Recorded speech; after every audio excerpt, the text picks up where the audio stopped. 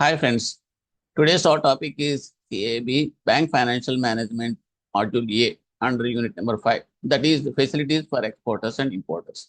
So let us start. So introduction కి వస్తే అసలు ఎక్స్పోర్ట్ టు ట్రేడ్ అనేది ఎవరు రెగ్యులేట్ చేస్తారు? ఇక్కడ నేను ఏం చేశానంటే చాలా వరకు కొన్ని ఇంపార్టెంట్ పాయింట్స్ అనేది మీకు డిఫరెంట్ కలర్ తోటి హైలైట్ చేశానండి. అది ఫోకస్డ్ గా కొంచెం స్లోగా చెప్తాను మీకు. ఎక్స్పోర్ట్ టు ట్రేడ్ అనేది ఎవరు రెగ్యులేట్ చేస్తారు? ఇక్కడ DGFT director general of foreign trade అనేవాళ్ళు రెగ్యులేట్ చేస్తారు. విచ్ ఫంక్షన్స్ అంటారు, దేని కింద పనిచేస్తుంది? Ministry of commerce and industries. ఇవన్నీ కూడా చిన్న చిన్న బిట్స్ కింద ఇచ్చే అవకాశాలు ఉంటాయి.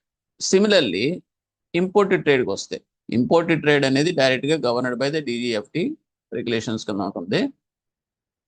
Relating to the imports and other payments, imports and other పేమెంట్స్కి వస్తే కనుక as provided under FEMA are governed by that Reserve Bank of India regulations. Reserve Bank of India with the powers delegated under FEMA 1999 regulates the exchange control and receipts payments of that foreign exchange part through various guidelines FEMA amendments. So ఇక్కడ మీకు points ఏమొస్తాయంటే RBI అనేది it is empowered and it is delegated powers under FEMA 1999, which regulates that exchange control and receipts payments of the foreign exchange part through various guidelines of FEMA amendments. Next, Director General of Foreign Trade, DGFT, ఇది ఏం చేస్తుంది? Regulates the trade control part through the EXIM policy. EXIM policy ద్వారా చేస్తుంది. Next అదే ఇక్కడ మనం చెప్తాం. అంటే ఇవన్నీ షార్ట్ ఫామ్స్ ఇచ్చాడు కదండి. సిబిఐసి అంటే ఏంటి, తర్వాత డిజిఎఫ్టి, ఎస్సిపిసి, ఎస్టిపిఐ, ఇవన్నీ కూడా. So just a glance you can see this one. Next we are coming to that exchange and trade control guidelines for ఎక్స్పోర్టర్స్కి వస్తే, ఇక్కడ ఇంపోర్ట్ ఎక్స్పోర్టర్ కోడ్ నెంబర్, అంటే మనకి ట్రేడ్ని కంట్రోల్ చేయాలనుకుంటే కనుక ట్రేడ్ని ఫారిన్ ఎక్స్చేంజ్ మనం కంట్రోల్ చేయాలని కొన్ని గైడ్ లైన్స్ ఉన్నాయి ఎక్స్పోర్టర్స్కి. ఫస్ట్ ఆఫ్ ఆల్ అవి ఎలా స్టార్ట్ అవుతాయంటే, ఎవ్రీ పర్సన్ కావచ్చు, ఫార్మ్ కావచ్చు, కంపెనీ కావచ్చు, who is engaged in export imported trade has to apply for and IEC number, import export code number. ఇది ఎవరిస్తారు? అది కూడా క్వశ్చనే. DGFT, director general of foreign trade వాళ్ళు ఇస్తారు. And this is nothing but a registration number of the firm or company for international trade and exporter, importer. వీడు ఏం చేస్తాడంటే, he has to invariably quote this code number in all declarations and forms etc. ఇప్పుడు మనమైనా సరే ఏదైనా cash final transactions జరుగుతున్నప్పుడు మన PAN number compulsory, PAN number code చేయండి, పాన్ నెంబర్ కోడ్ చేయండి అంటున్నారు కదా అండి. అదే ప్రకారం ఇక్కడ ఏంటంటే, ప్రతి exporter importer dealing with an international trade కంపల్సరీగా ప్రతి ఫార్మ్లోనూ ప్రతి చోట కూడా they have to quote their number, that is IEC number quote చేయాలి. నెక్స్ట్, ఎక్స్పోర్ట్ డిక్లరేషన్ ఫార్మ్స్ అంటే ఏమి అంటే, ఇవన్నీ కూడా మీకు ఎక్స్చేంజ్ ట్రేడ్ కంట్రోల్ గైడ్ లైన్స్లో పాటించాల్సిన విషయాలు. ఎక్స్పోర్ట్ డిక్లరేషన్ ఫార్మ్స్ అంటే ఏంటంటే, ఎవరైనా సరే గూడ్స్ కనుక ఎక్స్పోర్ట్ చేస్తే కనుక మన ఇండియా నుంచి, అది ఫిజికల్ ఫామ్లో కావచ్చు, లేదంటే ఎనీ అదర్ ఫామ్, ఏదైనా సరే ఏ ఫామ్లో పంపించినా కూడా, ఎక్స్పోర్ట్ చేసినప్పుడు కూడా, అంటే సాఫ్ట్వేర్ ఉందనుకోండి, సాఫ్ట్వేర్ ఫిజికల్గా ఉండదు కదా గూడ్స్. సో ఆ రకంగా ప్రిస్క్రైబ్డ్ ఫామ్స్ అన్నీ కూడా మీకు ఫిలప్ చేయాలి. ఓకే, అది కూడా సబ్మిట్ చేయాల్సిన అంటే పీరియడ్, దానికి ప్రిస్క్రైబ్డ్ పీరియడ్ ఉంటుంది. ఆ పీరియడ్ లోపల వాళ్ళు సబ్మిట్ చేయాలి. ఎక్స్పోర్ట్ ఎఫెక్ట్ అయిన వెంటనే కొంచెం ప్రిస్క్రైబ్డ్ టైం లోపల they have to submit these forms. అవి ఏమిటి అంటే, prescribed forms, EDF and softex forms, అంటే ఎక్స్పోర్ట్ డిక్లరేషన్ ఫార్మ్ అంటాం. ఓకే, అండ్ సాఫ్ట్వేర్ రిలేటెడ్ దాన్ని సాఫ్టెక్స్ ఫార్మ్స్ అని అంటాం, which are used for the purpose of noted below. దేనికంటే ఇవి ఈడిఎఫ్ దేనికి ఉపయోగిస్తా ఉంటే, exports other than softwares made by all modes, and softex form అంటే exports of software in non physical form.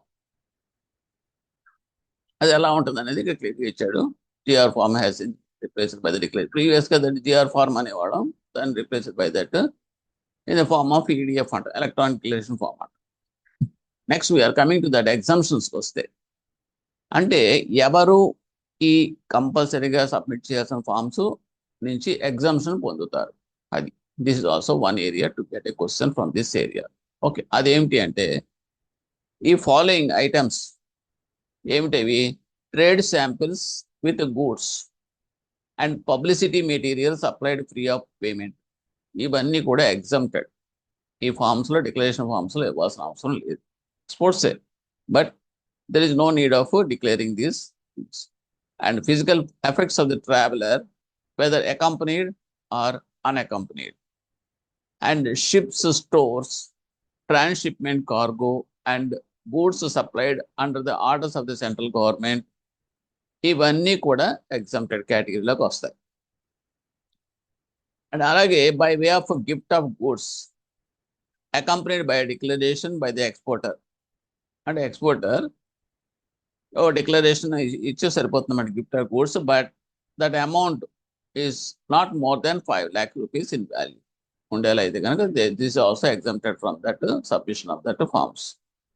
And aircraft or aircraft engines and spare parts for overhauling and repairs abroad subject to their re-import into India after overhauling repairs within a period of 6 months from the date of their export. And పంపిస్తున్నాం అంటే బయటకి export కింద వస్తుంది. It is taking export category only, but reimport చేసుకోండి. But the period ఈ should be not more than 6 months. 6 months లోపల మళ్ళీ తిరిగి తెచ్చుకోవాలి డేట్ ఆఫ్ ఎక్స్పోర్ట్ నుంచి.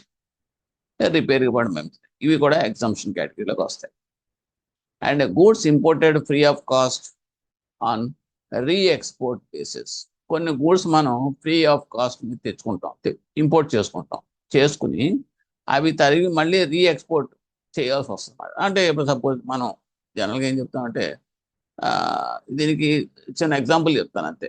మీకు డైమండ్స్ కానీ అటువంటివి ఉన్నాయనుకోండి, కొన్ని మంది తీసుకొచ్చి ఇంపోర్ట్ చేసుకుని తిరిగి మళ్ళీ అవి ఆర్నమెంట్స్ కింద మార్చి మళ్ళీ పంపిస్తూ ఉంటాం. ఆ టైప్ అనుకోవచ్చు, అంటే సుమారుగా చెప్తున్నారు. ఓకే, అంటే that will not be continued in our country, అదనమాట. మళ్ళీ రీఎక్స్పోర్ట్ అయిపోతుంది. అలాగే the following goods which are permitted and commission, ఇవన్నీ ఏంటంటే మీకు స్పెషల్ ఎకనామిక్ జోన్స్ ఉంటాయి. అలాగే ఎలక్ట్రానిక్ హార్డ్వేర్ టెక్నాలజీ పార్క్స్ని, తర్వాత సాఫ్ట్వేర్ టెక్నాలజీ పార్క్స్, వాళ్ళు ఫ్రీ ట్రేడ్ జోన్స్, ఇవన్నీ ఉంటాయి. ఇవన్నీ ఉన్నప్పుడు వీటి నుంచి మనం గూడ్స్ అనేది మనం పర్మిట్ చేస్తారు బయటికి. ఏ బేసిస్ మీద అంటే రీఇంపోర్టింగ్ బేసిస్ మీద. అవి ఏంటంటే import goods found defective for the purpose of their replacement by the foreign suppliers. ఏమైనా సరే గూడ్స్ తెచ్చుకున్నప్పుడు అవి డిఫెక్ట్ అని తెలిసింది అని మళ్ళీ ఎక్స్పోర్ట్ చేసేస్తాం, తిరిగి మళ్ళీ వాళ్ళకి పంపించేస్తాం. సో దాని గురించి కూడా మనకి డిక్లరేషన్లో మనం ఇవ్వాల్సిన ఫామ్స్లో మనం మెన్షన్ చేయాల్సిన అవసరం ఉంటుంది. ఇవన్నీ ఆ కేటగిరీలోకి వస్తాయన్నమాట. Goods imported from foreign suppliers కొలెక్ట్ on loan basis, మనం ఇంపోర్ట్ చేసిన లోన్ బేసిస్ మీద మనం ఇంపోర్ట్ చేసుకున్న గూడ్స్ ఇవన్నీ కూడా. అలాగే goods imported from foreign suppliers collaterals the free of cost bound surplus after production operations, ఇవన్నీ కూడా. Next replacement goods exported free of, ఇవన్నీ ఓకే, మీరు చదువుకోవచ్చు. ఇవన్నీ కూడా డిఫెక్టివ్ గూడ్స్. తర్వాత defective goods send outside India for repair reimport provided the goods are accompanied by a certificate from the authorized dealer in India that the export is for repair and re-import and the export doesn't involve any transaction in foreign exchange. అంటే మనం పంపించి తెప్పించేది అనేది foreign exchange ట్రాన్సాక్షన్తో సంబంధం నిమిత్తం లేదు కాబట్టి it is exempted. ఎందుకంటే గూడ్స్ అనేది రిపేర్కి పంపిస్తున్నాము, పంపించింది మళ్ళీ తిరిగి రిపేర్ అయిందా తెచ్చుకుంటున్నాం. సో ఇక్కడ మీకు ఫారిన్ ఎక్స్చేంజ్ ట్రాన్సాక్షన్స్ ఏముంది, ఇక్కడ సేల్ పర్చేజ్ ఏం లేదు కదా. సో ఆ రకంగా ఏంటంటే this all coming under the exemption category of submission of that forms కింద వస్తాయి. Next we are coming to that prescribed time limits. Time లిమిట్స్కి వచ్చేటప్పటికి ఇక్కడ సబ్మిషన్ ఆఫ్ ఎక్స్పోర్ట్ ఒక ఎక్స్పోర్ట్ కనుక మనం చేసిన వెంటనే మేము సో గూడ్స్ ఎక్స్పోర్ట్ చేసామని చెప్పేసి డిక్లరేషన్ ఫామ్లో మనం ఇవ్వాలి కదా, సబ్మిట్ చేయాలి కదా, డాక్యుమెంట్స్ అవన్నీ కూడా సబ్మిట్ చేయాలి యాజ్ అ ప్రూఫ్ కింద. ఓకే, అది దానికి కూడా ప్రిస్క్రైబ్డ్ టైం లిమిట్స్ ఉన్నాయి. What is the time limit అనేది అంటే ఇక్కడ ఎక్స్పోర్ట్ డిక్లరేషన్ ఫామ్ అనేది within 21 days from the date of export, కంపల్సరీగా 21 days లోపల మనం ఈడిఎఫ్లో మనం సబ్మిట్ చేయాలి. ఒకవేళ గనక లేట్ అయితే గనక okay, that will be permitted, but the reasons beyond the control of that exporters అయితే గనక after 21 days. That has to be mentioned and it can be considered by that authorized dealers. ఎందుకంటే authorized dealers కదా accept చేసేది documents అన్ని కూడా pertaining to that exports submitted.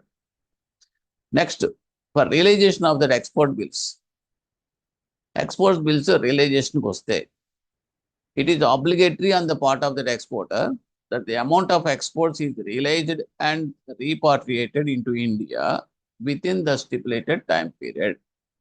అంటే మనం export చేసామంటే మనకు ఫారిన్ కరెన్సీలో రావచ్చు ఫండ్స్, లేదనుకుంటే రిపార్టియేషన్ బేసిస్ మీద కూడా రావచ్చు. అంటే దట్ ఈస్ ఇండియన్ కరెన్సీలో కూడా కన్వర్ట్ చేసి కూడా మనకు వస్తుంది ఫండ్స్ బయట నుంచి. వాడు పే చేస్తారు కదా మనకి, ఎందుకంటే మనం ఎక్స్పోర్ట్ చేసామంటే అవతల వాడు మనకి డబ్బులు ఇస్తారు కదండి. అది సో ఇది నాన్ రియలైజేషన్ అంటాం. అంటే it is conversion of that goods, export చేసిన goods that as a value. అది so the amount representing that full export value of the goods, software, services exported shall be realized and reported within 9 months from the date of export. మన export చేసిన date నుంచి 9 months లోపల realisation అవ్వాలి. So ఇవి important మీకు. With in 21 days పైన చెప్పుకున్నది document submission time limit. And for this realisation it is 9 months. The Reserve Bank may for reasonable and sufficient cause direct that said exporter and shall cease to be governed by the sub-regulations. ఇవన్నీ okay, అంత లెంగ్తీగా మీరు ఇవన్నీ points అక్కర్లేదు. Okay, next we are coming to that prescribed method of payment. Payment ఎలా చేయాలి? What is the method? The amount representing the full export value of the goods exported shall be received through an authorised dealer.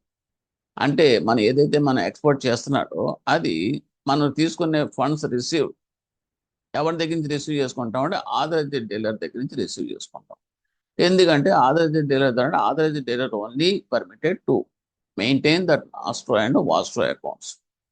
Okay, nostro account, vostro account మీద already నేను video చేశాను, అది మీరు చూసుకోండి. అది వాస్ట్రో account వారి అకౌంట్ నాతోటి, అంటే ఇట్ ఈజ్ ఇన్ రూపీస్.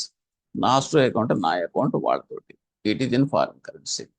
అంటే వాళ్ళు ఇవ్వాలి అంటే ఫారిన్ కరెన్సీలోనే ఇస్తారు, పార్క్ చేసి ఇస్తారు మనకి. లేదు మనం కన్వర్ట్ చేసి ఇండియన్ రూపీస్లోనే కావాలంటే ఇండియన్ రూపీస్లో కూడా చేస్తారు అది.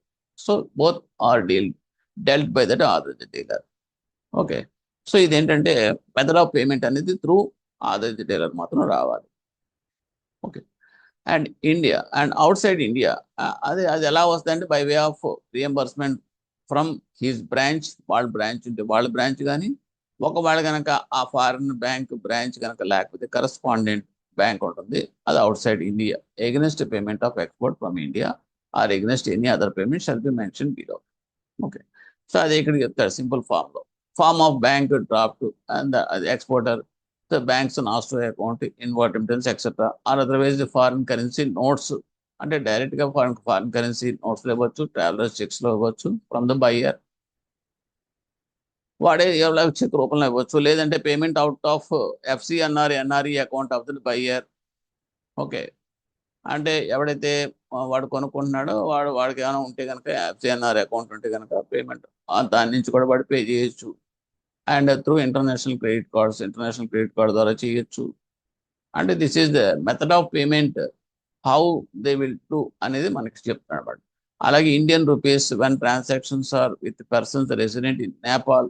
If it is in Nepal అయితే కనుక, రెసిడెంట్ ఆఫ్ నేపాల్ అయితే కనుక ఇండియన్ రూపీస్ ఇవ్వచ్చు. In the form of gold, silver, platinum by gem and jewellery units stipulated in SEZs. Okay, ఇవన్నీ కూడా మీకు ప్రిస్క్రైబ్డ్ మెథడ్ ఆఫ్ పేమెంట్లోకి వస్తాయి. Next, facilities for exporters, facilities remittances connected with exporters. ఇది ఏమిటి అంటే కనుక ఏజెన్సీ కమిషన్ ఆన్ ఎక్స్పోర్ట్స్. అంటే ఇక్కడ agency commission can be allowed either by remittance or deduction from invoice value by the authorized debtor subject to the condition that commission అనేది ఎలా pay చేస్తామంటే it has been declared in the relative EDF softex form accepted by the customs authorities and that the relative shipment has already been made. So ఈ విధంగా ఇవి ఏమవుతుందంటే మీకు declaration ఫామ్లోనే వాళ్ళు చూపిస్తారు అన్నమాట ఏజెన్సీ కమిషన్ ఎంత అనేది. The relative shipment has already been made. So ఈ పేమెంట్ అనేది కమిషన్ అనేది పే చేయడం. Next, reduction in invoice value. Invoice వాల్యూలో డిస్కౌంట్స్ ఇవ్వడం అన్నమాట, క్యాష్ డిస్కౌంట్. మనమైనా సరే కార్డు ఎక్కువ యూజ్ చేసాం అనుకోండి, క్రెడిట్ కార్డు, మనకి డిస్కౌంట్ కింద క్యాష్ బ్యాక్ అనేది వస్తుంది కదా. అదే ప్రకారం exporters May allow reduction in invoice value on account of cash discount to overseas buyers for prepayment of nuisance bills. Prepayment అంటే ఏమిటి? న్యూసెన్స్ బిల్స్ అనేది ఆల్రెడీ రాసి ఇచ్చాడు, ఓకే, ప్రిపేర్ చేసి ఇచ్చాడు. ఎవరు? మన ఎక్స్పోర్టర్ అనేది. కానీ అవి రిలీజ్ అయ్యి వాడు అవతల రాసి ఇచ్చాడు మనకు, కానీ అవి రిలీజ్ అవ్వడానికి టైం పడుతుంది. 3 months పట్టవచ్చు, లేదంటే 2 months పట్టవచ్చు, ఎంత పట్టవచ్చు మనకి ఇక్కడ ఎక్స్పోర్ట్ చేసిన వాడికి. సో అలా కాకుండా వాడు ముందుగానే మనకి ఇచ్చేసాడు అనుకోండి, అంటే యూసెన్స్ బిల్స్కి ముందుగానే ప్రీపేమెంట్ చేసాడు అనుకోండి, ముందుగానే అడ్వాన్స్ పేమెంట్ చేసేసాడు అనుకోండి, అటువంటిప్పుడు ఏమవుతుందంటే మనకి క్యాష్ డిస్కౌంట్ అనేది ఇవ్వచ్చు. ఎందుకంటే ఫండ్స్ అనేది ముందుగానే వచ్చేస్తున్నాయి కదా, before releasing of that bills. అది the discount can be allowed for that unexpired period at the stipulated rate of interest. అది ఈ డిస్కౌంట్ ఏ రకంగా ఎలా చేస్తాం? అన్ఎక్స్పైర్డ్ పీరియడ్కి, అంటే ఎక్స్పైర్ అవ్వలేదు, ఇంకా 2 months ఉంటుంది. ఆ 2 monthsలో డిస్కౌంట్ ఇంట్రెస్ట్ అనేది ఎగ్జామ్షన్ ఇస్తారన్నమాట. ఏం లేదండి, 3 months పడుతుందండి. 3 months పట్టేది ముందుగానే ఇచ్చేస్తున్నప్పుడు, అడ్వాన్స్గా ఇచ్చేస్తున్నప్పుడు ఫండ్స్ మన దగ్గరికి వచ్చేసినట్టే కదా లెక్క. సో అటువంటిప్పుడు దాని మీద అన్ఎక్స్పైర్డ్ పీరియడ్ 2 monthsలోనూ ఎంత ఇంట్రెస్ట్ అయితే మనకి గెయిన్ అవుతుందో అది వాడికి డిస్కౌంట్ కింద ఇచ్చేస్తే ఓకే, ఇది ఇద్దరికి కూడా లాభం. అవతల వాడికి బెనిఫిటే, యువతల వాడికి benefit. So that is the main intention behind giving the discount. Next, claims against exports. Banks can allow claims against export bills provided the relative export proceeds has been realized and reported to India and the exporter is not in the caution list of the Reserve Bank of India. ఇక్కడ ఏంటంటే exports against claims కనుక against exports మనం claim చేసేటప్పుడు claims ఎలా చేస్తారు అంటే కనుక, if the particular exporter caution లిస్ట్లో కనుక లేకుండా ఉంటే కనుక, reserve bank of India caution లిస్ట్లో ఉంటే కనుక ఓకే గుడ్. అలా కాకుండా if is in the caution list అనేటప్పుడు ఆటోమేటిక్గా క్లెయిమ్స్ అనేది కొంచెం లేట్ అవుతుంది, డిలే అవుతుంది. Sometimes it can B declined also. అంటే క్లియరెన్స్ మాట.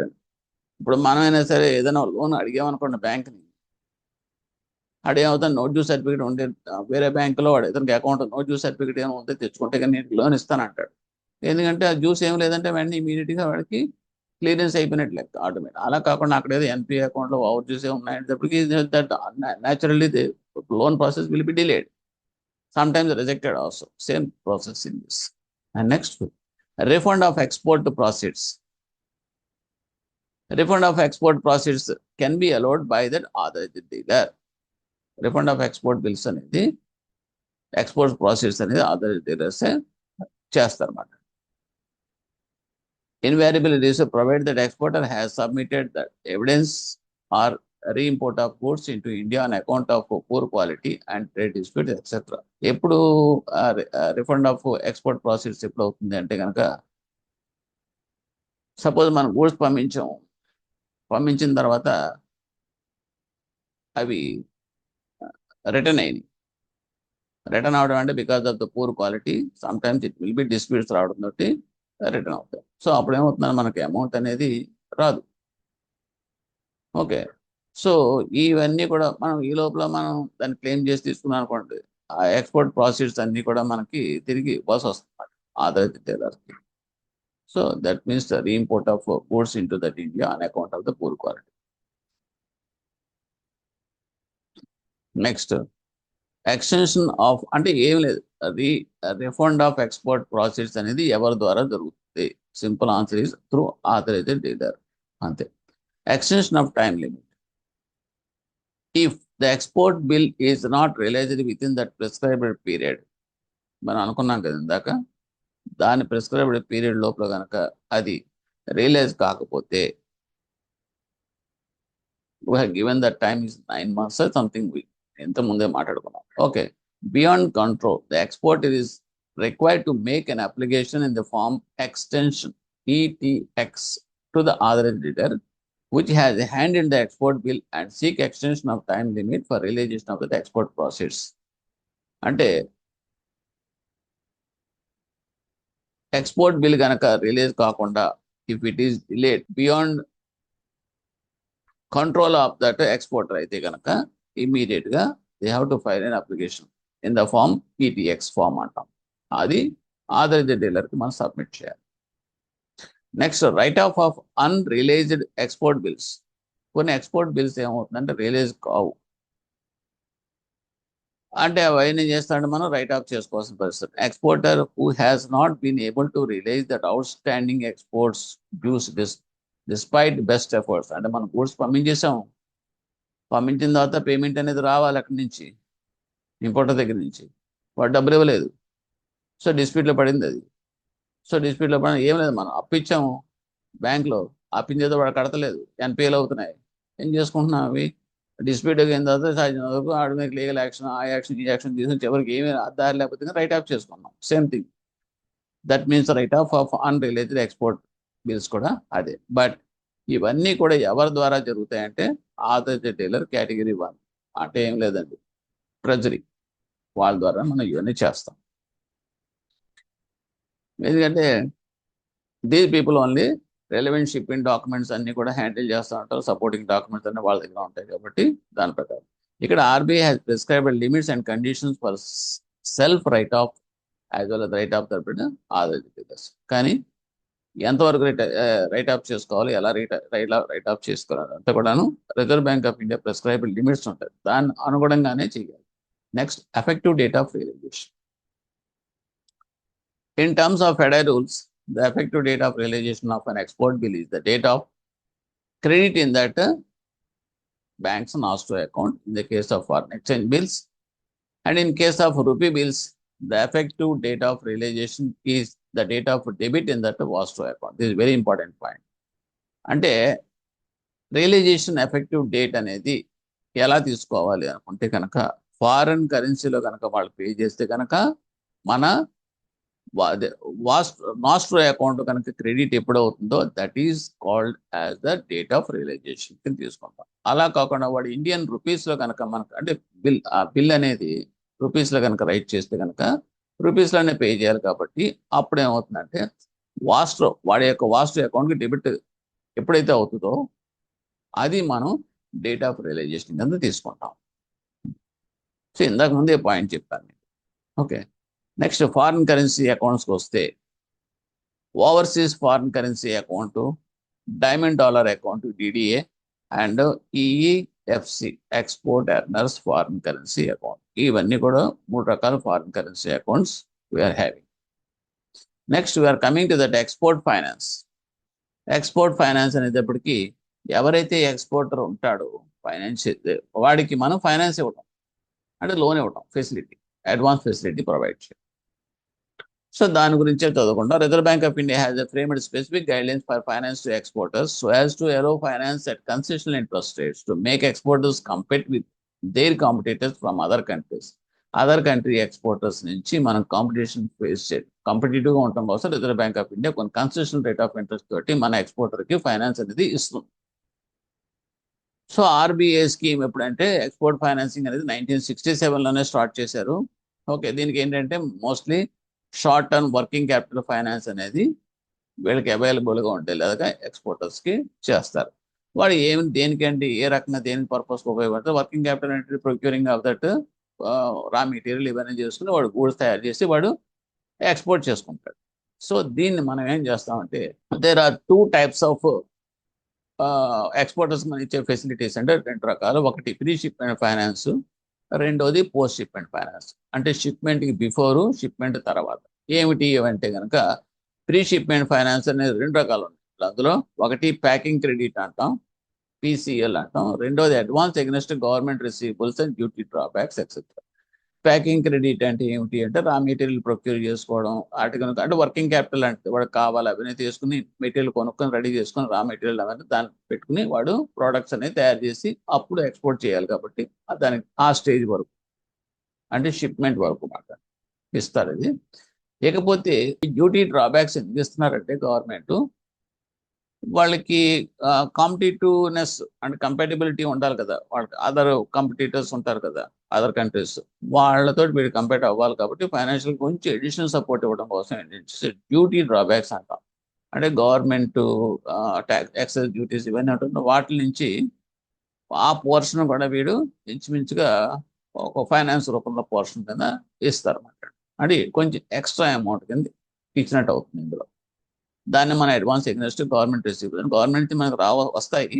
ఓకే, అండ్ బిఫోర్ దట్ ఆ పోర్షన్ వరకు కూడా వీడు ఫైనాన్స్ చేస్తాడు. So that is the things. Next, post shipment finance can be of various types. Post shipment after shipment అవి ఏమిటి అంటే ఎక్స్పోర్ట్ బిల్స్ పర్చేజ్, అంటే బిల్స్ రూపంలో ఇచ్చేస్తాం కదా, బిల్స్ రాసేస్తాం. రాసిన తర్వాత షిప్మెంట్ అయిపోయిన తర్వాత మీకు బిల్ ఆఫ్ ల్యాడింగ్ అవన్నీ వచ్చేస్తే బిల్ ప్రిపేర్ చేస్తాడు. 3 monthsకి ఎంత ఉంటుంది, 4 months ఎంత ఉంటుంది రాస్తాడు, బిల్ ప్రిపేర్ చేస్తాడు. ఆ బిల్ అనేది మీకు టైం పడుతుంది. చెక్ అయినా సరే మనకి బ్యాంక్లో ఇచ్చినప్పుడు ఏమవుతుంది, కలెక్షన్కి వెళ్ళి రావాలంటే టైం పడుతుంది, 10 రోజులు 15 రోజులు. మనం అది పర్చేజ్ చేస్తాం, పర్చేజ్ చేసి ముందుగానే అడ్వాన్స్ ఇస్తాం. రిలీజ్ వచ్చిన తర్వాత ఏం చేస్తాం, అది మన అమౌంట్ ఎంత అయితే ఇచ్చిందో దానికి ఎడిట్ చేసుకుని మిగతా బ్యాలెన్స్ వాడికి ఇస్తాం. అదే ప్రొసీజర్ ఇక్కడ కూడా బిల్ కూడా జరుగుతుంది. Export bills purchased, discounted, negotiated, FBP, FBD, FB అని అంటాం. Advance against bills sent on collection, ఇది ఏంటంటే ఒకటి పర్చేజ్ చేయడం, ఇంకోటి ఏమో కలెక్షన్ పంపించడం. సో కలెక్షన్ పంపించేది లేట్ అవుతుంది, పర్చేజ్ రెడీమేడ్గా వస్తుంది. Advance against exporters on consignment basis. Consignment basis అంటే ఏంటంటే బ్యాచ్ల కింద వస్తాం గూడ్స్. ఓకే, ఒక first consignment, second consignment, third consignment అని. సో దానికి వీడు బ్యాచ్ల కింద వీడు కూడా రిలీజ్ చేస్తూ ఉంటాడు అన్నమాట finance. So this consignment basis అంటాం. అడ్వాన్స్ ఎగ్నెస్ట్ అన్ట్రాన్ బ్యాలెన్సెస్, ఇందా చెప్పాను కదండి, గవర్నమెంట్ నుంచి కొంచెం డ్యూటీ బ్యాక్స్ కొన్ని వస్తూ ఉంటాయి అన్ట్రాన్, అవన్నీ కూడా అవి అవి వాటి మీద కూడా వీడు అడ్వాన్సెస్ అనేది అరేంజ్ చేస్తుంటారు. అడ్వాన్స్ ఎగ్నెస్ట్ డ్యూటీ డ్రాబ్యాక్ ఇవన్నీ కూడా. Next where coming to that pre shipment finance in డీటెయిల్కి వస్తే కనుక, ఇందాక మామూలుగా చెప్పాను మీకు ప్యాకింగ్ క్రెడిట్ అని చెప్పేసి, దాంట్లో ఏముంటాయంటే ప్రీ షిప్మెంట్లో the borrower is a bank's customer. అంటే what are the things to be involved in that pre shipment అనేది మాట. బారోయర్ అనేది బ్యాంక్లో కస్టమర్ అయి ఉండాలి. నెక్స్ట్ ఇతనికి ఐఈసి కోడ్ అనేది ఉండాలి. అది కూడా అలాట్ చేస్తారు, డీజీఎఫ్టీ నుంచి వస్తుంది వాడికి, వాడు అలాట్ చేస్తాడు. Their name should not appear under that cost list of the reserve bank of India. Cost list ఉండకూడదు. తర్వాత అంటే ప్రీ శాంక్షన్ చేయాలంటే ఇవన్నీ ఉంటాయి. తర్వాత they should not under the specific approval list of ECGC.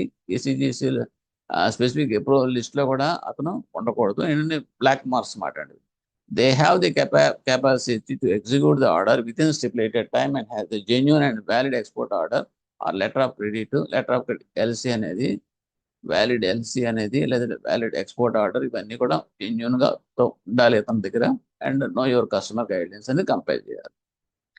Next post శాంక్షన్కి వస్తే అంటే that is after bank has been granted the pre shipment facility should note. ఎప్పుడైతే శాంక్షన్ చేసిందో అది ఎల్సీ వెనకాల రాస్తారు. సో ఎప్పుడైతే మీకు ఎల్సీ వెనకాల ఒరిజినల్ కాంట్రాక్ట్ వెనకాల రాసిస్తారో it is a warning to other bank. అంటే ఏంటంటే మళ్ళీ ఇంకో ఫైనాన్స్ అనేది వాడు అవైల్ చేసుకోకుండా రెస్ట్రిక్ట్ చేయడు. So this is called as post sanction అంటాం. అంటే ప్రీ శాంక్షన్ అనేది ఈ రకంగా శాంక్షన్ చేస్తాము. పోస్ట్ శాంక్షన్కి వచ్చేటప్పటికి that will be noted in that LC or original contract యాడ్లో మెన్షన్ చేస్తాం back side of that. Bank should call for credit report status reports in that foreign buyers. Next, bank should call the credit report status reports in the foreign currency. The exporter should submit stock statements for the goods on which PCL has been allowed. Stock statements అవన్నీ కూడా submit చేయాలి. ఎందుకంటే packing credit limits ఇచ్చినప్పుడు వాడు raw material ఏమేమి కొన్నాడు, ఏం చేశాడు అనేది కూడా వీళ్ళు స్టాక్ స్టేట్మెంట్ చూపించాలన్నమాట. జస్ట్ మనకు ఓడిఓసిసి ఇచ్చినప్పుడు మనకి స్టాక్ వెరిఫికేషన్ ఎలా చేస్తామో అదే ప్రకారం. If the exporters are covered under letter of credit, banks need to be satisfied about that standing of that credit opening bank, the political regulations, political financial condition of the buyer's country. Okay, ఇవన్నీ కూడా అంటే banks may also look into the regulations of that political and financial conditions of the buyer's country. ఎవరైతే కొంటున్నాడో అంటే what is that import చేసుకునే వాడి యొక్క country యొక్క political financial conditions also తెలుసుకోవాలి ఎవరు, మన బ్యాంక్. ఎందుకంటే వాడు ఫైనాన్స్ చేస్తున్నారు కదా, మరి అవతల వాడు కంట్రీ ఇంపోర్ట్ చేసుకునేవాడు కండిషన్ పేమెంట్ అక్కడి నుంచి రావాలి కాబట్టి వాడి గురించి కూడా మనకి తెలియాలి. Next special cases for allowing packing credit advances. Special cases ఏమిటి అంటే packing credits can be allowed to suppliers also. అంటే ఏంటి, ప్యాకింగ్ క్రెడిట్స్ అనేది మనం సప్లయర్స్ చేస్తాం. ఓకే, ఎవడైతే మనకి ఎక్స్పోర్ట్ చేస్తున్నాడో వాళ్ళకి మనం రా మెటీరియల్ తయారు తెచ్చుకోవడం కాదు, కానీ ఆ రా మెటీరియల్ ఇంకోటి ఎవడో ప్రొవైడ్ చేస్తారు కదా, వీడికి ఎక్కడి నుంచి వస్తుంది కదా, సప్లయర్స్ అంటాం. వాడిని ఎవరు సప్లయర్స్, వీడు means main supplier of goods to that other country by way of exports. అది మనం వాడికి ఫైనాన్స్ చేస్తాం. వాడికి ఆ మెటీరియల్ తెప్పించుకోవడానికి వాడు ఇంకొకటి ఎక్కడి నుంచి తెప్పించుకుంటాడు కాబట్టి వాడికి కూడా మనం ఫైనాన్షియల్ సపోర్ట్ ఇవ్వడం, దట్ ఈస్ కాల్డ్ అది సప్లయర్స్ అంటాం. వాళ్ళకు కూడా మనం అలౌ చేస్తాం ప్యాకింగ్ క్రెడిట్స్ అని. ఎందుకంటే టు స్ట్రెంగ్థన్ దట్ ఎక్స్పోర్టర్. ఇదంతా ఏంటంటే అల్టిమేట్ గా the message is to strengthen our exporters in doing that exporters effectively. And banks have been authorized to grant pre-shipment advances for exports of any commodity without insisting on prior lodgement of letters of credit, running account facility subject to the following conditions. అంటే ఏంటంటే దీన్ని ఏమంటాం అంటే సింపుల్గా చెప్పాలంటే చిన్న example చెప్తాను. Principal sanction అంటాం, మన బ్యాంకులో కూడా ఉపయోగిస్తాం. ఎందుకంటే ఒకళ్ళు అన్ని రకాలుగా మంచి కస్టమర్, ఓకే, అతనికి only thing is paper work అనేది మనకి ఫార్మాలిటీగా మనకేంటి పేపర్లు సబ్మిట్ చేయాలి, అవన్నీ ఇవ్వాలి అండ్ ప్రొసీజర్ అంతా it may take some time. Okay, అలా అక్కర్ లేకుండా మనం ఏం చేస్తామంటే if everything is okay on the spot we can give a pre sanction ఇచ్చేస్తూ ఉంటాం. సరే మీ లోన్ శాంక్షన్ అయిపోయినట్టేనండి, రిమైనింగ్ ఫార్మాలిటీస్ అనేది ఇట్ ఇస్ ఓన్లీ ఆబ్లిగేటరీ అంతే, అవన్నీ మీరు సబ్మిట్ చేస్తే కనుక ఇట్ ఈస్ ఫుల్ ఫ్లెడ్జ్డ్ మీరు శాంక్షన్ ఇచ్చేస్తానని చెప్తాం. అదే ప్రకారం ఇక్కడ కూడా ఏంటంటే banks have been authorized to grant pre-shipment advances for exporters చేసుకునేటప్పుడు if the exporters credit worthiness is good. Okay, అప్పుడు మనకి ఏంటంటే prior lodgement of letter of credit అని, తర్వాత ఫర్మ్ ఎక్స్పోర్ట్ ఆర్డర్స్ ఇవన్నీ వచ్చేంత వరకు ఓకే రన్నింగ్ అకౌంట్ ఫెసిలిటీ అనేది ఇచ్చేస్తాం. అతనికి కావాల్సిన అమౌంట్ అనేది మనం రిలీజ్ చేసేస్తాం. ఏ బేసిస్ మీద సబ్జెక్టివ్ కండిషన్స్ ఏమిటి అంటే కనుక extend the running facility only to that exporters whose track record is good. మనమైనా మంచి కస్టమర్స్కే కదా చేస్తాం, అందరికీ చేయం కదా అది. Okay, so this is the by the exporters to satisfaction of the bank satisfy అయితే కనుక they can give that facilities. Next post shipment finance. Post shipment finance అయినప్పటికీ షిప్మెంట్ అయిన తర్వాత okay, post shipment finance is essential advance against receivables. అంటే bills ఇస్తాడు కాబట్టి ఆ బిల్స్ని మనం తీసుకుని ఎగెన్స్ట్ దట్ బిల్స్ మనం ఫైనాన్స్ చేయడం. ఎందుకంటే it will take some time, 3 months పట్టచ్చు, 4 months పట్టచ్చు. సో ఈ 3 months 4 monthsలో అతని అమౌంట్ బ్లాక్ అవ్వకుండా ఉండటం కోసం ఏం చేస్తా అంటే will make a finance to that exporter. Post shipment finance involves handling of export documents, sending the documents to the foreign bank and collecting the funds thereof, involving handle of exporters, sending it to the foreign bank. ఇవన్నీ కూడా అందులో part of that procedures. Responsibility of other retailer is increased in the post-shipment part since the realization of the export process of the bills is monitored by the Reserve Bank of India. ఎందుకంటే responsibility other retailer అనేది increase అవుతుంది, పెరుగుతుంది. ఎందుకంటే realisation, ఎందుకంటే ఇవన్నీ కూడా మామూలుగా జరగవు కదా. Realisation of that export process of that export bills అనేది monitor by Reserve bank of India. So అక్కడ ఏమంత ప్రతిదీ కూడా స్క్రూటినైజ్ చేయబడుతుంది కాబట్టి ఆదర్ రిటైలర్ అనేది everything he has to check and he has to take more responsibility in this particular post shipment. And export bill purchase discounted, export bills negotiated. ఏంటంటే export bills purchase and discounted అంటే ఏంటంటే just like bill discount అంటే check discount లాంటిది. Export bills represent the genuine trade transactions strictly drawn in terms of the sale contract, firm contract and discounted purchase. ఇవన్నీ మనకు చెప్పేది ఏం లేదు. మనకు యూజువల్గా మన చెక్ అనేది మనం బీపీలో తీసుకుంటున్నాం కదా, అదే టైప్ మాట. బిల్ అనేది మనం పర్చేజ్ చేస్తాం, డిస్కౌంట్ చేస్తాం అంటాం. అది యూసెన్స్ బిల్స్ అయితే డిస్కౌంట్ అంటాం. అది what is that side bill అయితే కనుక that is called as purchase అంటాం. అదే డిఫరెన్స్. ఎక్స్పోర్ట్ బిల్స్ నెగోషియేటెడ్ అయినప్పటికీ మనం కలెక్షన్ పంపించి తెప్పించడం లాంటిది బిల్. అది negotiation of documents take place దాని export documents drawn under LC are prescribed to the bank and presented to the bank and the financial by the bank. These documents should be scrutinized carefully with the terms and conditions of the LC before negotiations. In the LC issuing bank undertakes to honor its commitment to pay, accept, reimburse only if the beneficiary submit the stipulated documents conform to the terms of the LC. So this is the only collection type, OBC land. Next, advance against bills sent on collection basis. So this is negotiation basis. Negotiation అనేటప్పటికీ కరెక్టే. Negotiation అనేటప్పటికీ అన్ని scrutinise చేసి bills అన్ని కూడా submit చేసి ప్రాపర్గా ఇవన్నీ చేసుకోవడం అన్ని కూడాను యూనిఫామ్ కస్టమ్స్ అండ్ ప్రాక్టీస్ ప్రకారం. And advances against bills sent on collection basis అంటే this is amount in advance we're giving. In some cases the bill will be sent on collection basis either export bill limits are fully utilized or in cases where the bills drawn and LCR decremental, or even if when the exporter himself requests for sending the bills on collection basis in order to delay the realization of the anticipation of the strengthening of the foreign currency. Okay, అంటే మనం collection పంపిస్తాం. పంపించిన తర్వాత okay ఆ పీరియడ్కి this before collection he is taking is granted some amount. This is all coming under the post shipment also. అని ఏం చేస్తే ఎంత డిలే ఎంత టైం పడుతుందో అంత టైం బట్టి మనకి ఇంట్రెస్ట్ అనేది కలెక్ట్ చేస్తాం అన్నమాట. Next, advances against exports and consignment basis అంటే మీకు చెప్పిన batches that is under such type of export the sale process are limited for the part of the goods sold. అంటే పార్ట్ కింద మీకు అవుతాయి. కన్సైన్మెంట్స్ అంటే ఫస్ట్ కన్సైన్మెంట్, సెకండ్ బ్యాచెస్ కింద వెళ్తూ ఉంటాయి కాబట్టి సో ఆ బ్యాచెస్ కింద వెళ్తున్నప్పుడు ఫైనాన్స్ కూడా బ్యాచెస్ కింద వాడు కన్సైన్మెంట్ బేసిస్ మీద ఇస్తూ ఉంటాడు. So that is called as advances against exports on consignment basis. And advances against on-run balance.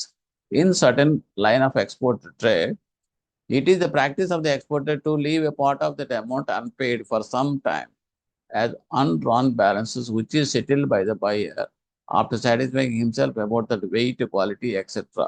on arrival inspection or analysis of the goods. And the కొంత portion retain చేసి full amount advance చేయకుండా అట్టి పెడతారు అన్నమాట.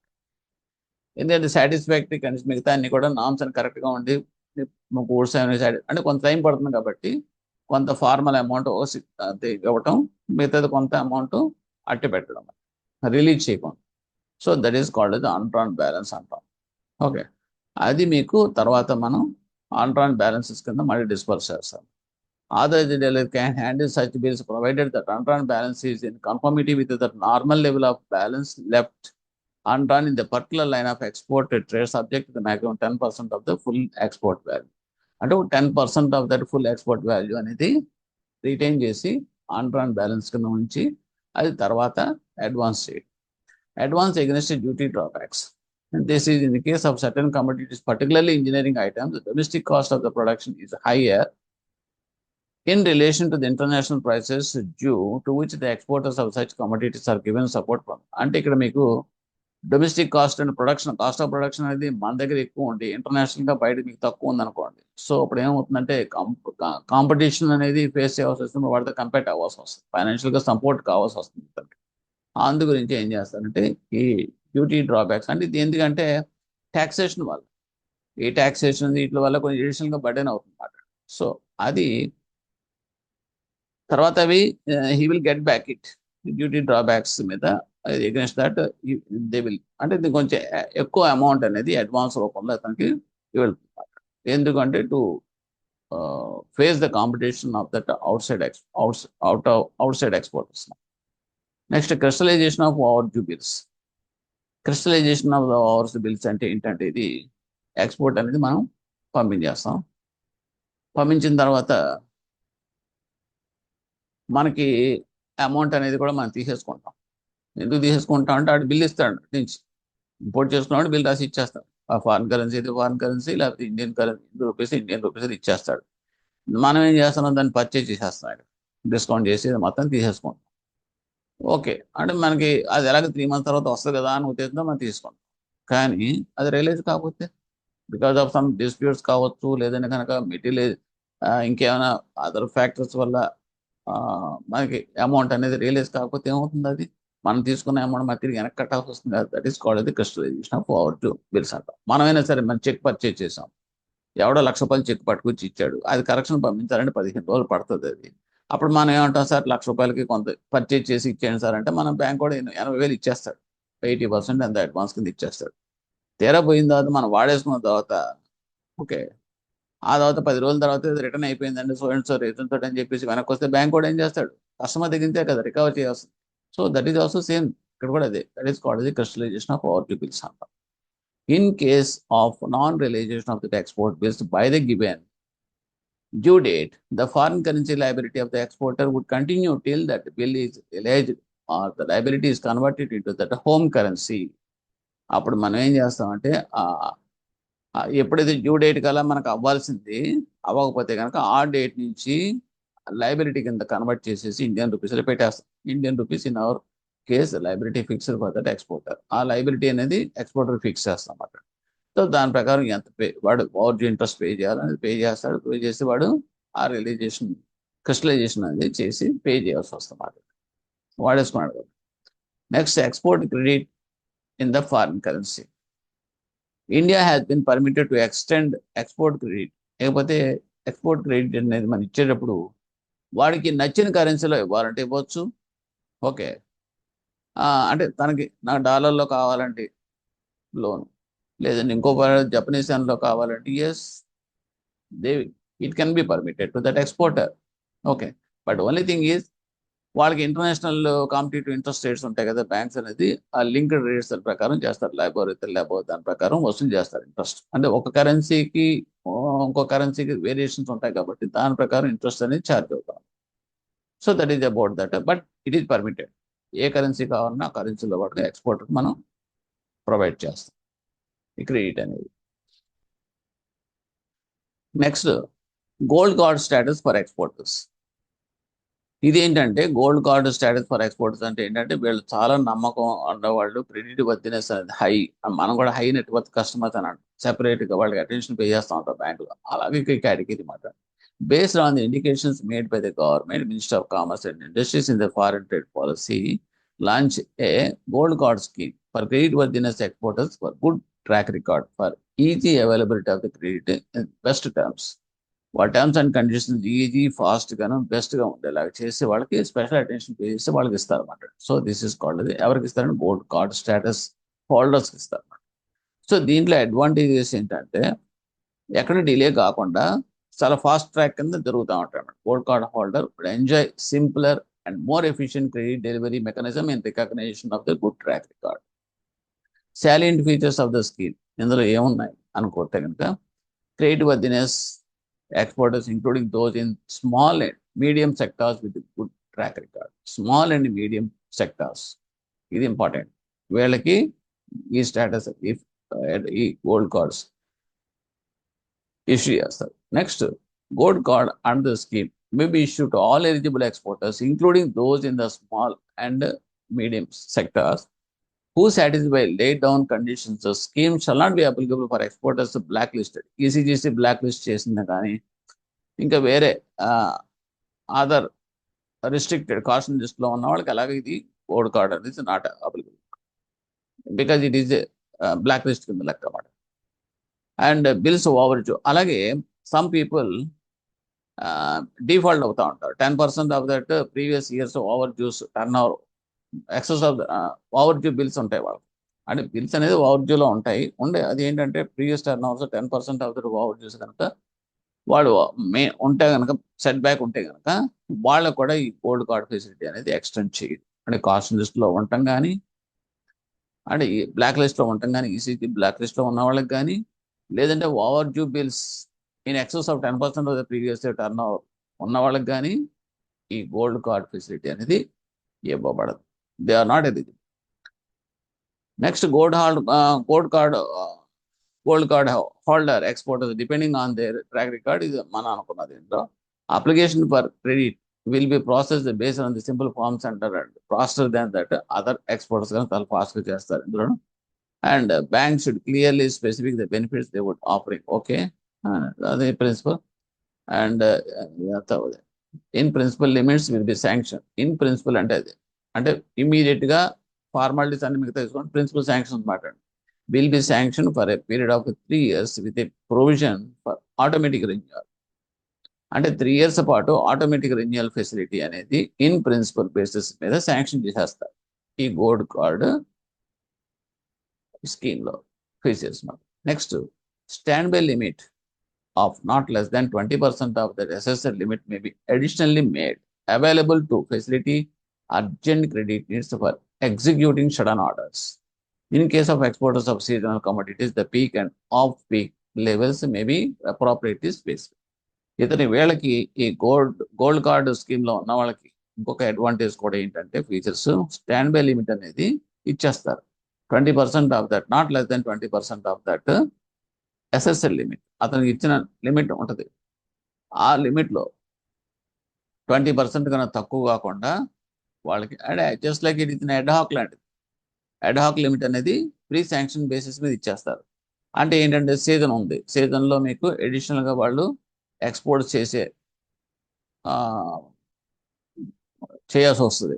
అటువంటిప్పుడు formalities ఇవన్నీ phone చేసి process చేసి శాంక్షన్ చేయాలనుకుంటే కనుక రెగ్యులర్ ఎక్స్పోర్ట్ క్రెడిట్ లాగా టైం పడుతుంది. కాబట్టి వీళ్ళకి ఏం చేస్తారంటే ముందుగానే వాళ్ళకి స్టాండ్ బై లిమిట్ అనేది శాంక్షన్ చేసేస్తారు. నాట్ లెస్ దాన్ 20% ఆల్రెడీ ఉంటుంది వాళ్ళు. So at any time they can make use of that particular stand by limit. అలాగే in case of unanticipated export orders ఇవన్నీ కూడా okay. And request for card holders would be process quickly by banks within 25 days, 15 days, 7 days for fresh application. Fresh application ఎన్ని రోజులు పడుతుంది? 25 days. And renewal of that limits ఎంత అంటే 15 days. And head limits అయితే కనుక 7 days. ఇది important. అంటే 25 days, 15 days, 7 days ఎప్పుడెప్పుడు ఈ కార్డ్ హోల్డర్స్కి అప్లికేషన్స్ అనేది మీ టైం లిమిట్స్ ఎన్ని రోజులకి ఇస్తారు. And gold card holders would be given preference in the matter of granting of packing credit in foreign currency. Foreign కరెన్సీలో ప్యాకింగ్ క్రెడిట్ అనేది ఇవ్వటం అనేది వీళ్ళకి ఫస్ట్ ప్రయారిటీ కింద ఇస్తారు అన్నమాట. జనరల్గా మీకు క్రెడిట్ అనేది ఫారిన్ కరెన్సీలో ఇవ్వటం అనేది ఇది depending upon that customers creditworthiness. But in the gold card holders మాత్రం వాళ్ళకి ఇమీడియట్ ప్రయారిటీ అనేది ఇస్తారు. Banks would consider waiver of the collaterals and exam from ECGC insurance on basis of the card holders credit worthiness and track record. అలాగే ఈ card holders ఇంకో advantage ఏంటంటే collateral అనేది insure చేయక్కర్లేదు, ఎగ్జామ్షన్ ఇచ్చేస్తారు. అంటే వాళ్ళకి సెక్యూరిటీ కింద పెట్టాల్సిన కొన్ని నామ్స్ ఉంటాయి కదండి, అవన్నీ కూడా ఎగ్జామ్షన్స్ ఇస్తారు అన్నమాట. అండి కొలాటరల్స్ ఎగ్జామ్షన్స్ అంటే వాయివర్ ఇచ్చేయడం. అలాగే ఈసీజీసీ ఇన్సూరెన్స్ అనేది not required for those people. ఇవన్నీ కూడా అంటే ఈసీజీసీ ఇన్సూరెన్స్ అనేది మామూలుగా వాళ్ళు ప్రీమియం పే చేసుకునే వాళ్ళు ఇన్సూరెన్స్ కవర్ చేసుకోవాలి. But they will take care, స్పెషల్గా వాళ్ళే they will take care. The facility of turnover, okay. The applicable rate of interest to be charged under gold card scheme will not be more than the general rate. అందరికి ఇచ్చే rate కన్నా తక్కువే ఉంటుంది కానీ ఎక్కువ మాత్రం ఉండదు ఈ గోల్డ్ కార్డ్ హోల్డర్స్. అలాగే gold card holders on the basis of the track record registration will be considered for issuance of foreign currency credit cards for meeting urgent payment obligations. వీళ్ళకి credit card, foreign currency credit cards కూడా ఇస్తారట. ఎందుకు? Urgent payment needs ఏమైనా meet అవ్వాలంటే కనుక they can make use of this credit cards and do it. So this all the facilities extended to that credit card gold card holders. Next, export data processing and monitoring scheme, that is EDPMS. ఇది ఏమిటి అంటే it is for better monitoring of export of గూడ్స్ని monitor చేయడం కోసం ఒక software అనేది provide చేస్తున్నారు. Authorised dealer banks to report various returns through this single platform. అంటే ఎక్స్పోర్ట్ మానిటర్ చేయడం ప్లస్ త్రూ రిటర్న్స్ ద్వారా వాళ్ళు ఏమేమి సబ్మిట్ చేయాలనేది సేమ్ సింగిల్ ప్లాట్ఫామ్ మీద తీసుకొచ్చి the reserve bank of India has launch the comprehensive IT based system తీసుకొచ్చింది అన్నమాట. సో దీని ద్వారా ఆపరేషనలైజేషన్ అనేది మోర్ ఎఫెక్టివ్గా చేశారు. That is EDPMS. What is EDPMS అంటే export data processing and monitoring system. Features ఏముంటాయి చూద్దాం. Authorized dealers banks can access the updated list of the caution listed exporters. Caution listed exporters అందరూ కూడా ఇందులో కామన్ ప్లాట్ఫామ్ లో మీకు access అవుతారు. మనమైనా సరే ఎవరైనా లోన్ అడిగాడు అనుకోండి, మనం ఇమీడియట్ గా సిబిల్ రిపోర్ట్స్ వస్తున్నాం కదా, వెదర్ ఈ eligible, what is his score అనేది ఎలా తెలుస్తుందో అదే బేసిస్ మీద ఇక్కడ ఏం చేస్తారంటే ఈ సాఫ్ట్వేర్ అడ్వాంటేజ్ ఏంటంటే ఈడిపి బిఎంఎస్ లో దీంట్లో ఆధార్ డీటెయిల్స్ ఈజీగా యాక్సెస్ చేయొచ్చు. ఎవరైనా కాషన్ లిస్ట్ లో ఉన్నారా లేదా అనేది ఆటోమేటిక్గా తెలిసిపోతుంది. అంటే మనకి ఫైనాన్స్ చేసేటప్పుడు వాడు ఎటువంటి వాడు ఏమిటనేది మనకు సింగిల్ బటన్ లో మనకి we can get the information. అది అండ్ ఆర్బీఐ కాషన్ లిస్ట్ ఇవన్నీ ఓకే, దానికి సంబంధించిన ఇవన్నీ కూడా ఎవరు వాచెస్ ఏమైనా ఉన్నాయా, అతను ఏమైనా పెండింగ్ ఏమైనా ఉన్నాయో, ఓల్డ్ అవుట్ స్టాండింగ్స్ ఏమైనా ఉన్నాయి, ఇవన్నీ కూడా మనకు అందరూ తెలిసిపోతాయి. జస్ట్ లైక్ సిబిల్ అనుకోండి అంతే. Next factoring and forfaiting. What are these two? దీనికి సెపరేట్ మనం వీడియో ముందు చేసి ఉంది, but anyhow I can brief this one. Factoring అంటే ఏమిటి? ఇక్కడ ఫ్యాక్టరింగ్ అంటే ఏంటంటే రిసీవబుల్స్ ఉంటాయి కదండి, అంటే మనం గూడ్స్ అని అమ్మినప్పుడు మనకి బిల్స్ రూపంలో ఇస్తాడు. సో ఇచ్చినప్పుడు ఏమవుతుందంటే అవి రియలైజ్ అయ్యి మనీ కింద కన్వర్ట్ అవ్వాలంటే కనుక, వాల్యూ కింద కన్వర్ట్ అవ్వాలంటే it will take time. So అప్పటిదాకా మన ఫండ్స్ బ్లాక్ అయిపోతాయి బిజినెస్ చేసేవాడి దగ్గర. అంటే ఆ ఫండ్స్ ఉంటేనే కదా మళ్ళీ ఇంకొక ప్రోడక్ట్ తయారు చేసి ఇంకోటికి అమ్ముకోవడం జరుగుతుంది. సో ఇక్కడ ఏమవుతుందంటే బిజినెస్ అనేది లాక్ అవుతుంది ఫండ్స్ లేక. సో దాన్ని బెయిల్అవుట్ చేయడం కోసం ఏం చేస్తారంటే ఫైనాన్స్ చేసే బ్యాంక్స్ అవన్నీ కూడాను ఈ రిసీవబుల్స్ని కొలాటరైజ్ చేసుకుని అప్ అనేది ఇస్తాయి. So that is called the factoring procedure అంటాం. Okay, it is nothing but one type of finance facility against that collateralisation of the receivables అని అర్థం. Okay, factoring is defined as a continuing agreement between a financial institutions known as the factor. Who is the factor అంటే ఎవరైతే institution ఈ ఫెసిలిటీని extend చేస్తున్నారో వాళ్ళ factor అంట. And the business concern అంటే exporter కానీ సెల్లర్ కానీ selling goods or receivables of the track open account basis whereby the factor purchase the clients of the book dates. చెప్పాను కదా మీకు, either with or without the recourse to the client. Recourse అంటే recourse basis మీద, without recourse basis మీద కూడా ఈ facility అనేది extend చేస్తాయి ఈ banks. So the factor provides different services which can be describe ఏంటంటే డేటా అడ్మినిస్ట్రేషన్. ఈ ఫ్యాక్టర్ అనేవాడు బ్యాంక్ అనేది ప్రొవైడ్ చేసేది ఏంటంటే data administration and credit production and factor financing. ఒకటి ఏంటంటే డెట్ అడ్మినిస్ట్రేషన్ అంటే ఏంటి, వీడి బుక్స్ డెట్స్ అన్ని కూడా వాడే తీసుకుని వాడే కలెక్ట్ చేసుకుని, మనం జస్ట్ కలెక్షన్ ఏజెంట్స్ అంటాం కదా, రికవరీ ఏజెంట్స్ లాగా మన బయట వాళ్ళని అవుట్ సోర్స్ ఎలాగ పెట్టుకుంటున్నామో ఆ టైప్ మాట. సింపుల్ అంటే నేను I want to make you understand easy, ఆ పర్పస్ కొని చెప్తున్నది. Exactly it cannot be. Okay, and managing the debts ledgers of the client. Savings is his administrative cost of the bookkeeping, invoicing, credit control and debt collection, ఇవన్నీ కూడా వాడుకొస్తారు. అదొక ఫ్యాక్టరింగ్లో అదొక facility services. రెండోది credit protection. As a professionals the factors will have the facility for credit intelligence to enable them to access credit risk and advise the clients accordingly. The database on that individual buyers built up over a period of time by factor could be used by the client for a fees. ఇక్కడ ఏంటంటే వీడు database maintain చేస్తాడు, maintain చేసి తనకి ఇచ్చిన ఏదైతే facilities ఉన్నాయో కదా, లాక్స్ ఉన్నాయి కదా, బుక్ డేట్స్ అవన్నీ ఉంటాయి కదా, రావాల్సిన క్లయింట్స్, ఓకే వీళ్ళ క్లయింట్స్కి అడ్వైజ్ చేస్తూ ఉంటాడు. సపోజ్ గా ఒక లాయర్ అడ్వైజ్ చేసినట్టు, డాక్టర్ అడ్వైజ్ చేసినట్టుగా, ఎందుకంటే they are the professionals and how to deal this particular debt అనేది వాళ్ళు గైడ్ చేస్తారు. So the further they will charge some fees. So this is the service extended by the factor, that is called the credit protection. మూడోది ఏంటంటే మనం అనుకోండి factor financing, అంటే book dates తన దగ్గర పెట్టుకుని మనం డబ్బులు ఇవ్వడం. సో అడ్వాన్స్ ఎంత ఇస్తాడు ఇది, willing to advance up to 75 to 80% of the out standing dates. Book dates అనేది వాల్యూ ఎంత చూసి దాంట్లో 75 to 80% అనేది మనకి అడ్వాన్స్ చేస్తారు against collateralisation of the book debts. Next we are coming advantage of factoring ఏంటంటే ఇమీడియట్ ఫైనాన్స్ అనేది వస్తుంది మనకి 75 to 80% of the invoice value and no need of LC, the savings cost for the importer. అలాగే వాడికి ఏంటంటే LC అవసరం లేదు, LC బట్టి ఎల్సీ పెట్టి వేసుకుని వాడు ఫైనాన్స్ చేసుకోవాలి బ్యాంక్, అదేం అక్కర్ లేకుండా జస్ట్ ఈ బుక్ రేట్స్ రావాల్సిన రిసీవబుల్స్ ఉంటాయి కదా, రావాల్సిన రిసీవబుల్స్ మీద వాడు కాస్ట్ అనేది తగ్గుతుంది వాడికి. And credit check on importers buyers and ఇవన్నీ కూడా సేల్స్ లెజర్ మెయింటెనెన్స్ ఇవన్నీ కూడా వాడు చూసుకుంటాడు. క్రెడిట్ ప్రొటెక్షన్ ఇందా మనం చెప్పుకున్న advisory services, whatever the facilities extended previous that will be put as the point here. Next we are coming to the forfaiting. What is meant by forfaiting? Forfaiting అనేది ఏంటంటే it is also just like factoring లాంటిదే, but ఇక్కడ ఏమవుతుందంటే exports receivables సంబంధించి ఇదేంటంటే మామూలు receivables, ఇక్కడ export receivables. Another product for financing of the exports receivables is called the ఫర్ఫీటింగ్.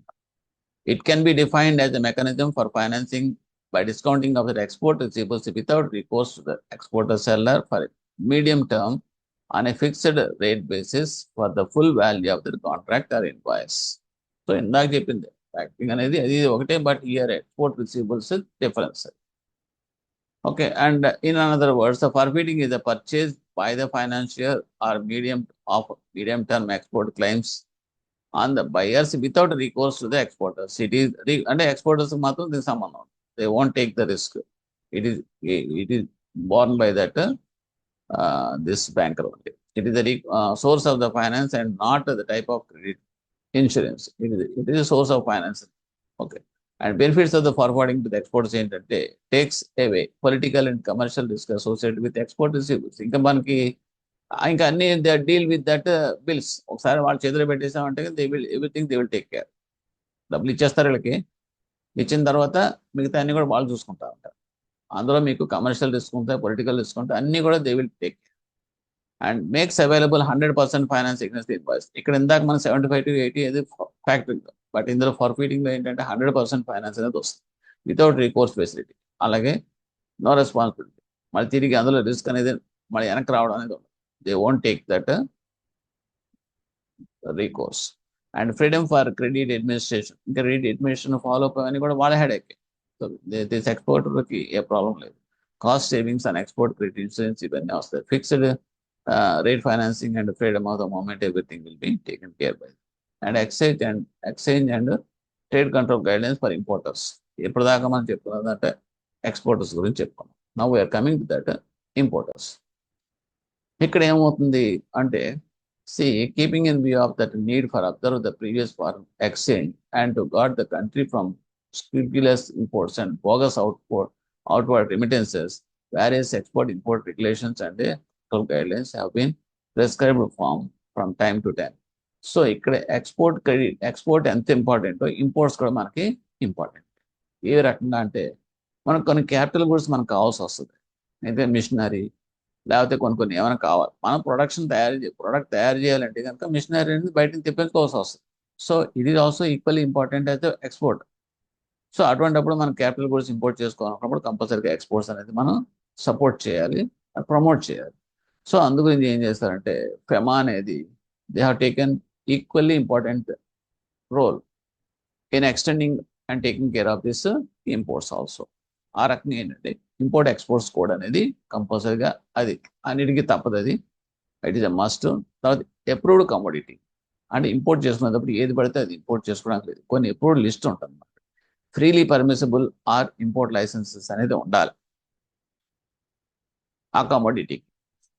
while authorized dealers are required to ensure that the goods imported or intended to imported are as per their current foreign trade policy. దాని ప్రకారం మాత్రమే ఈ goods అనేది permitted లిస్ట్లోని freely imported అయితేనే మాత్రమే they will give దట్లా, under licence ఉంటేనే they will be permitted.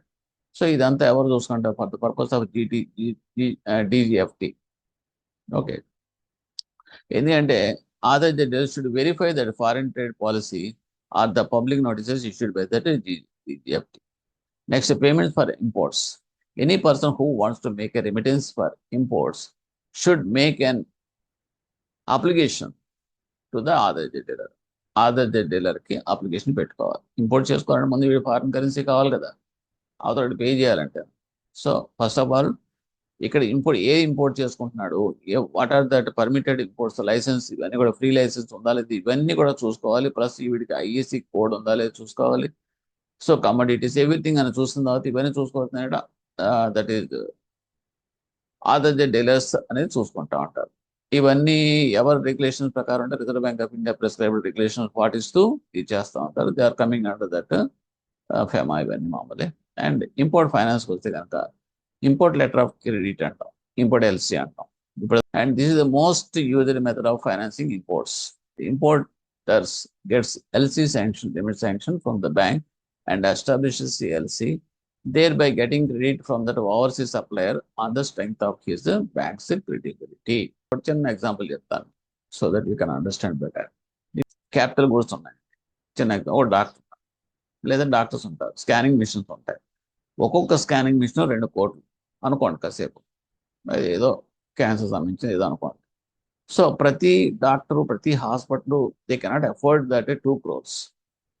అది మనకి జర్మనీలో నుంచి తయారవుతుంది ఆ స్కానింగ్ మిషన్. ఓకే, ఎంఆర్ఐ లేకపోతే ఏదైనా కొనుక్కోవచ్చు. సో అది అంత అడ్వాన్స్డ్ స్కానింగ్ మిషన్ మనం తెప్పించుకోవాలనుకుంటే కనుక ఇక్కడ వాళ్ళకి స్ట్రెంగ్త్ అనేది, ఫైనాన్షియల్ స్ట్రెంగ్త్ అనేది సరిపోదు. అటువంటిప్పుడు వీళ్ళు ఏం చేస్తారంటే స్తబ్దుగా ఉండిపోతారు, ఏది బయ్యర్స్. కానీ అవతల వాడు ఏం చేస్తున్నాడు, అక్కడ జర్మనీలో వాడు తయారు చేసి కూర్చుంటాడు, అక్కడ అంత కాస్ట్లీ మెటీరియల్ అయినా సరే, మిషనరీ అయినా సరే, కానీ వాడికి ఏంటి, సేల్స్ అవ్వాలి. సో అప్పుడు ఏం చేస్తాడంటే వాడి అవసరం ఏంటి, సేల్స్ అవ్వడం. సో వీళ్ళ బలహీనత ఏంటి, కొనుక్కోలేకపోవడం అంత డబ్బులు పెట్టి. సో అప్పుడు మనం ఏం చేస్తారంటే వీళ్ళు వాడి ఆఫర్ ఎలా ఇస్తారంటే, నేనే ఫైనాన్స్ చేస్తాను, నా సరుకు మీరు కొనుక్కోండి, అది నెమ్మదిగా ఇవ్వండి. అర్థమవుతుందా మీకు? అంటే ఏంటి, మీకు ఒకేసారి 2 కోట్లు నాకు ఇవ్వకల్లా. ఓకే, 20 లక్షలు చెప్తున్నా, 50 లక్షలు తప్పతప్పాలుగా మీరు ఇవ్వండి నాకు, లేదనుకుంటే నేనే ఫైనాన్స్ చేస్తాను. సో దాన్ని నెమ్మదిగా మీరు కొనుక్కుని నాకు రీపేట్ చేయండి. So these all arrangements. అప్పుడే మీకు ట్రేడ్ అనేది మీకు ముందుకెళ్తుంది. సో ఆ రకంగా వచ్చేది మాట అంతా.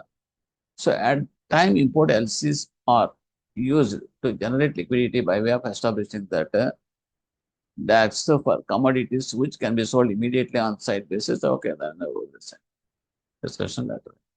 And import loan వచ్చేటప్పటికి such loans are at times granted against imported raw material or goods meant for trading. The loans can be, ఇందాక చెప్పింది మీ క్యాపిటల్ గూడ్స్ చెప్పాను. ఇది ఏంటంటే బిజినెస్ మనకి ఇంపోర్ట్ చేసుకోవాలనుకున్నప్పుడు, మనకు రా మెటీరియల్స్ అవన్నీ కూడా మనకు కావాలి తెప్పించుకోవాలనుకున్నప్పుడు sometimes so will get that loan also. Okay, they are providing that loans. ఇందులో ఏంటంటే మీకు సప్లయర్స్ క్రెడిట్ అంటాం. సప్లయర్స్ క్రెడిట్ అంటే వాడు సప్లై చేస్తున్నాడు మనకి, అంటే వాడు అక్కడి నుంచి మనకి ఎక్స్పోర్ట్ చేస్తాడు, మనం ఇంపోర్ట్ చేసుకుంటాం మెటీరియల్. సో ఇప్పుడు వాడు ఏం చేస్తాడంటే తన మెటీరియల్ పోవడం కోసం, బయటికి వెళ్ళడం కోసం వాడు ఏం చేస్తాడంటే మనకు అప్పించి మన చేతి కొనిపిస్తాడు. That is called suppliers credit అంటాం. సో అది ఇక్కడ మనకు వస్తుంది తర్వాత. So trade credit, suppliers credit and buyers credit. Okay, దాన్ని suppliers credit also, buyers credit also. Suppliers credit ఏంటంటే is credit directly extended by the overseas supplier of the goods to the importer. So దాన్ని మనం suppliers credit అంటాం. As in domestic markets, in the international markets also, the payment terms are either side or on credit. The period of credit normally depends on the necessity of the exporter seller of that goods to increase sales and demand of the goods in the market, requirement of the importer and current market practices. దాని ప్రకారం ఉంటుంది. ఎక్కువ మంది కొనలేని వాళ్ళు ఉంటారు కనుక వాడు ఏం చేస్తాడు, క్రెడిట్ పీరియడ్ అనేది ఎక్కువ ఇస్తాడు, వాడు ఇన్స్టాల్మెంట్స్ తగ్గిస్తాడు. అలా ఉంటుంది అన్నమాట. మార్కెట్ కండిషన్స్ డిమాండ్ బట్టే ఉంటుంది అంత కూడా. లేదు వాడికి మంచి కొనుక్కునే వాళ్ళు ఉన్నారు అనుకోండి, డిమాండ్ ఎక్కువ ఉందనుకో, వాడు ఎందుకు ఇస్తాడు కన్సెషన్స్ అవన్నీ కూడా. The exporter may avail finance against the bills after making the shipment from his banker, and the bank would receive the funds on the maturity date. However, the exporter shall be liable to pay his bank in case the overseas buyer doesn't make the payment on due date. The period of the supplier's credit recurrent from the date of shipment is 3 years for exporters of the capital goods. Capital goods అనేది 3 years ఇస్తాడట. Okay, credit అనేది suppliers credit మాట, అంటే loan term. Non capital goods అయితే కనుక the period is only 1 year or the operating cycle, whatever it may be. Maximum amount of the supplier's credit per imported transaction that banks approve in US dollars is $50 million. Next, we are coming to the buyer's credit. The buyer's credit is the credit arranged by that importer and the buyer. అంటే ఎవడైతే import చేసుకుంటున్నాడో వాడు from the bank financial institute outside his country to settle the payment of the imports. In short, it is credit arranged by the buyer. In simple చెప్పాలంటే credit arranged by the buyer. అంటే కొనుక్కునేవాడు, ఇక్కడి నుంచి మనం export చేస్తున్నాం ఒక machinery, అవతల వాడు కొనుక్కుంటున్నాడు. Okay, వాడు ఏం చేస్తున్నాడు, వాడికి కొనుక్కునేవాడు మనల్ని పంపించమని, వాడికి ఇది అవసరం, మిషనరీ అవసరం. అందు గురించి మనకే పెట్టుబడి పెట్టి మీరే తయారు చేసి పంపించండి బాబు మాకు చాలా అర్జెంట్ అని చెప్పేసి మనకే ఫైనాన్స్ అడుగుతున్నాడు, అప్పిస్తున్నాడు వాడు. So that is called the buyers credit. కొనుక్కునేవాడు మనకి ఇచ్చి, అంటే మన సరుకు కావాలనుకుంటే మనమే డబ్బులు ఇచ్చి తయారు చేసి ఒక్కోసారి చేయించుకుంటా ఉంటాం. ఆర్డర్ మనకు స్పెషల్గా మాకు చేసి పెట్టి ఇదిగో డబ్బులు ఇస్తానని చెప్పేసి మన దగ్గర నుండి చేస్తూ ఉంటాం. సో మనం వాడికి ఇచ్చి వాడి చేత పని చేస్తాం అన్నమాట. అదే టైప్లో ఇక్కడ మనకి మీకు అక్కడ ఏం చేస్తారంటే దట్ ఇంపోర్టర్ అంటే అవతల కంట్రీలో ఉన్నవాడు మన దగ్గర నుంచి ఎక్స్పోర్టర్, మన ఎక్స్పోర్టర్కి వాడు డబ్బులు ఇచ్చి మన చేతి పని చేయించుకుని వీటి చేతి తయారు చేసుకుని గూడ్స్ తెప్పించుకుంటాం ఉంటాడు. So in this type of credit the suppliers of the goods, ఎవరైతే మనం సప్లై చేస్తాం, need not worry about the payment. Payment గురించి వరీ చేస్తాను ఏముంది ఇంకా, అది ఆల్రెడీ డబ్బులు ఇచ్చేసాడు కదా వాడు.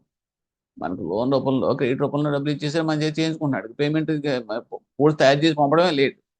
So as the payment is issued by the bank and financial provider that he completes his responsibility as per the requirement of the buyer. ఆ బయ్యర్కి ఎలా కావాలన్నా అలా తయారు చేసి మనకు గూడ్స్ పంపించడం responsibility. The models of the operating is that in some cases, on one hand, the supplier export is not ready to give any credit, supplier credit, while the buyer is also not in a position to make immediate payment. అని కొన్ని కేసెస్లో అది జరుగుతాయి అన్నమాట. As such, the importer approaches his bank and requests for arrangement to the payments to the exporter on immediate terms. The bank, through their own resources or correspondence relation, ties up with the foreign bank and after the account. అంటే ఇక్కడ ఏం లేదు, ఇక్కడ కూడా మనకి banks అనేది enter అవుతాయి. ఎందుకంటే పేమెంట్ ఇచ్చినంత మాత్రం ఆడే కొడితే సరుకు కనుక తయారు చేయకపోతే, so other side the bank will take care of this